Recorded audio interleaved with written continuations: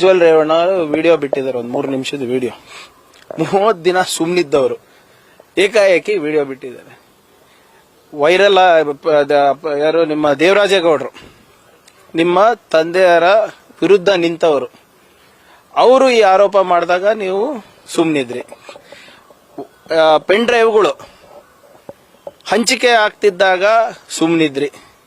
ವಿಡಿಯೋಗಳು ವೈರಲ್ ಆದಾಗ ಸುಮ್ಮನಿದ್ರಿ. ದೇವರಾಜೇಗೌಡ ಮತ್ತೆ ಪ್ರೆಸ್ ಕಾನ್ಫರೆನ್ಸ್ ಮಾಡಿದಾಗ ಸುಮ್ಮನಿದ್ರಿ. ಸಂತ್ರಸ್ತರು ಕಂಪ್ಲೇಂಟ್ ಮಾಡಿದಾಗ ಸುಮ್ಮನಿದ್ರಿ. ಯಾವಾಗ SIT ರಚನೆ ಆಯ್ತು ಸುಮ್ಮನಿದ್ರಿ.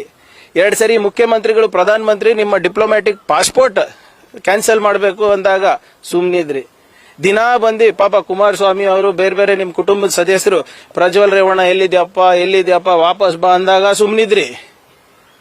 ನಿಮ್ಗೆ Interpol blue corner notice issue ಮಾಡಿದಾಗ ಸುಮ್ಮನಿದ್ರಿ. ಈಗ ಅಚಾನಕ್ ಆಗಿ ರಾಹುಲ್ ಗಾಂಧಿ ನೆನ್ ಬಂದ್ರ? ಈಗ ಎಲ್ಲ 6-7 ಫೇಸ್ ಆದ್ಮೇಲೆ ನನಗೆ ಆಶ್ಚರ್ಯ ಏನಕ್ಕಂದ್ರೆ